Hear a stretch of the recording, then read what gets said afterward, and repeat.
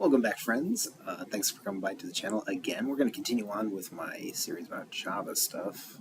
Again, like I mentioned in the last video, a lot of this has to do with the fact that in my classes I've had to do a lot of these Java things with very little direction on how to, and there are some tutorials out there, but I thought I'd kind of piece them all together into one single place to make things a lot easier. So this one, we're going to focus on the Java key store. And this, of course, is so that we can generate certificates in order to use with our Java Springboot REST application from the last video in order to open it up in HTTPS in a secure socket location as opposed to the just standard HTTP. So without any further ado, let's get started. Now, first and foremost, if you don't have it yet, you're going to need the Java JDK. So if you don't have it, type in Java JDK into your Google or search bar of choice. You're going to go to Java Downloads, pipe Oracle.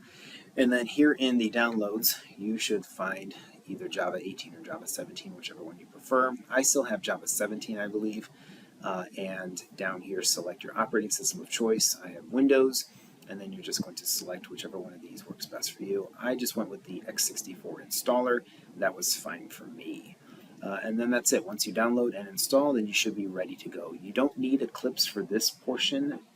It will be necessary in the next when we add this to our application. But anyways, so with that, let's just go ahead and start by opening up the Start menu and typing in CMD, and we're going to run this as an administrator. So that's the command prompt. We're going to run it as an administrator. It should put you right there in the System32. We're going to, first of all, get back to our root folder, so we're just going to say cd and then // and that should get you to your C drive or whatever drive you have Windows on. Now, here's the thing. You do need to know where your Java JDK installed to. A quick way to find out, of course, would be to just simply search through your files on your file folder. Me, for instance, if I go to my PC, and go to the operating system drive, and I know it installed somewhere in the program files. It should be in, there we go, Java, and then of course, oh, I do have 18, I thought I had 17. So that's where I want to eventually go to. Right? But if you follow along with me, we'll get there anyway. So with that, we're going to say CD, which stands for change directory, and we're going to say program files, and all I did there was I just started typing in program and then hit the tab key, and that populated the rest. And then I want to keep going, so // I'm going to put Java, that's not going to work, is it? All right, CD Java, oh, there we go. And then, let's see, I think it should be JDK. Not sure why it's not working, but all right, CD, actually, let's do this, dir, and see what's in this Java folder. Let's see. Oh, I've got JDK right there, so I'm not sure why it's not cooperating with me, but that's fine. There we go, JDK 18, and then let's see. Oh, duh, it's /, idiot. Ugh. As you can see, I do these videos just kind of on the fly, so I hope you don't mind. All right, so /, and then the folder we're looking for is bin, so bin, and there we go.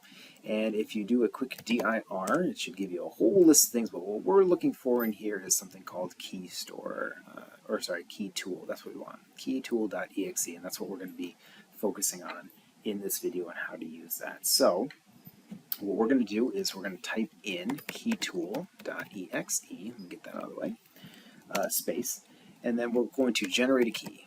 So we're going to say gen key, and then hyphen key elg, and the default is just going to be SHA-256. We're going to use RSA here. Now you can research a lot of the other different things, what you can put in here, but I'm going to go with the standard basics that will work for our application just fine.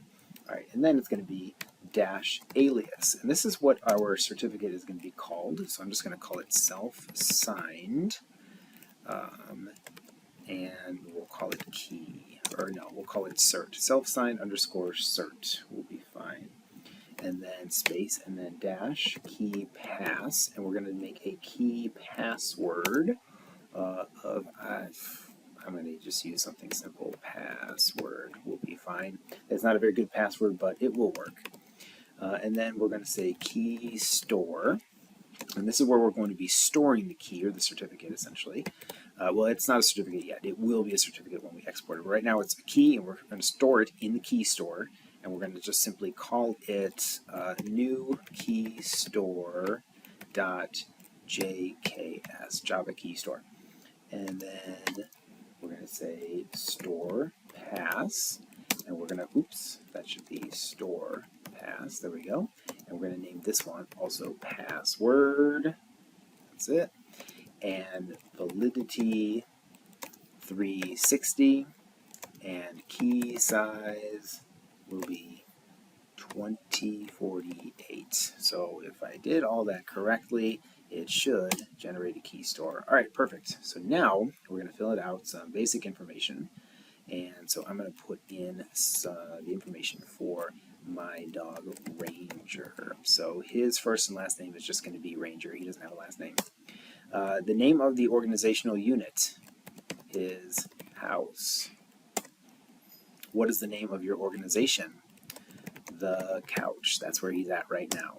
Now, obviously, you're going to populate these things with some, actual information, but for all intents and purposes here, I'm just going to fill it with silly things. So what is the name or city of your locality? If you didn't know, I am in Las Vegas, and we are in Nevada. You know you're from Nevada when you say it, Nevada. And if you hear anyone say it, Nevada, then they're saying it wrong and they're not from here. Not to call anybody out. It's totally okay if you say Nevada, but when you see movies like, for instance, it was in, Zombieland 2, the Rosario Dawson's character said she was from Nevada. Definitely not from Nevada. What is the two-letter country code for this unit? That's going to be US. It's definitely the United States. Is this correct? I'm going to say yes. And boom, it is generated. The self-signed certificate is generated with a SHA-256 and RSA with a validity of 360 days. And that's it for Ranger. Okay. Okay, so now what I want to do is I want to export that key that I just made as a certificate that we can actually view in the window. So we're going to say keytool.exe export. There we go. Export. And we're going to export which key? Well, the alias that we named it was self-signed. Oops. Self-signed underscore cert. The store pass, or the password was just simply password. We're going to export this as a file. We're going to call it cert.cer. And then where are we getting it from? The key store that we called new key store.jks. There we go. All right, and success certificate stored in a file called cert.cer. So we got that all set up. Now, if we want to go one step further in the command line, we can do keytool.exe, and then it will be print cert, and then it'll be the file that we just made, and that was called cert.cer. And if I do that, it should print it out with all these fancy little identifiers here. But that doesn't really help you now, does it? All this stuff, the SHA-1 and SHA-256. I mean, it kind of does, but at the same time, it's not really necessary. Instead, what I want to do is actually look at it. So I'm going to go there to my bin folder now. All I did here was I went to this PC. I went to my my operating system drive. I went to program files, and then, of course, Java, JDK 18, and bin. And in here, we should find the cert.cer file. Oh, there it is. I just saw it. Boom. And it should look like this, like a little miniature certificate. If you have larger icons, it'll be more clear. But if you double click on it, it will open up, boom, certificate.